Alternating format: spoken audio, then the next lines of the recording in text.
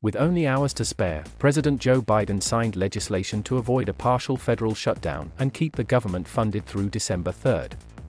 Congress had passed the bill earlier Thursday. The back-to-back votes by the Senate and then the House averted one crisis, but delays on another continue as the political parties dig in on a dispute over how to raise the government's borrowing cap before the United States risks a potentially catastrophic default. The House approved the short-term funding measure by a 254 to 175 vote not long after Senate passage in a 65 to 35 vote. A large majority of Republicans in both chambers voted against it.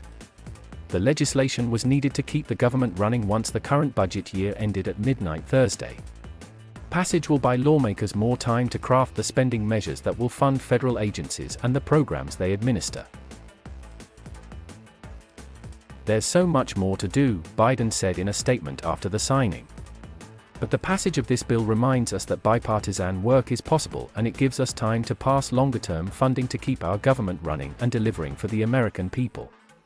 The work to keep the government open and running served as the backdrop during a chaotic day for Democrats as they struggled to get Biden's top domestic priorities over the finish line, including a bipartisan $1 trillion infrastructure bill at risk of stalling in the House.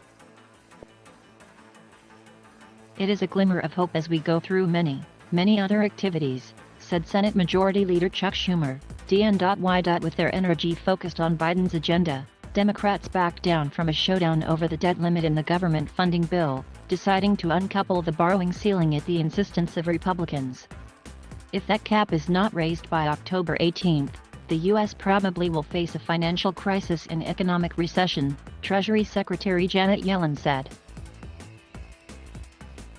Republicans say Democrats have the votes to raise the debt limit on their own, and Republican leader Mitch McConnell of Kentucky is insisting they do so. The short-term spending legislation will also provide about $28.6 billion in disaster relief for those recovering from Hurricane Ida and other natural disasters. Some $10 billion of that money will help farmers cover crop losses from drought, wildfires, and hurricanes. An additional $6.3 billion will help support the resettlement of Afghanistan evacuees from the 20-year war between the U.S. and the Taliban. This is a good outcome, one I'm happy we are getting done, Schumer said. With so many things to take care of in Washington, the last thing the American people need is for the government to grind to a halt. Once the government is funded, albeit temporarily, Democrats will turn their full attention to the need to raise the limit on federal borrowing, which now stands at $28.4 trillion. The U.S. has never defaulted on its debts in the modern era, and historically, both parties have voted to raise the limit.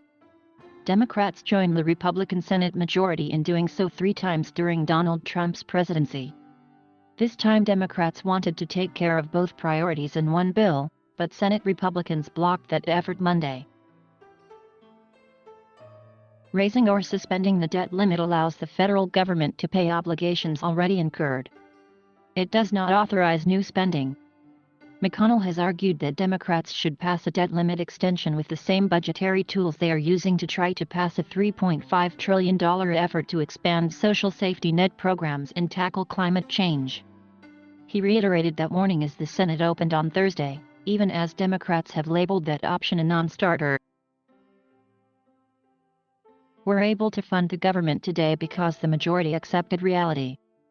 The same thing will need to happen on the debt limit next week, McConnell said. House Democrats pushed through a standalone bill late Wednesday that would suspend the debt limit until December 2022.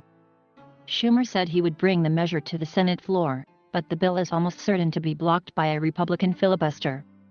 The arguments made in both chambers about the debt ceiling have followed similar themes. You are more interested in punishing Democrats than preserving our credit, and that is something I'm having a real tough time getting my head around, House Rules Committee Chairman Jim McGovern, DMAS told Republicans. The idea of not paying bills just because we don't like policies is the wrong way to go.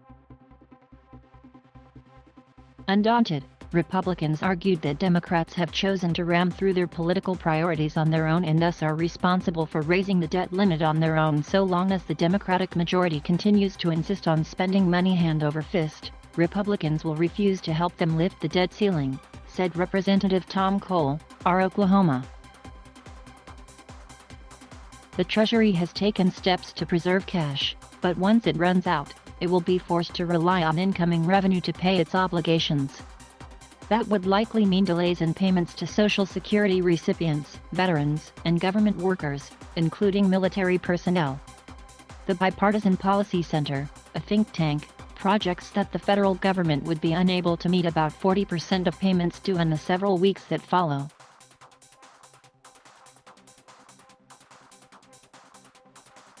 Thank you for watching. Please subscribe.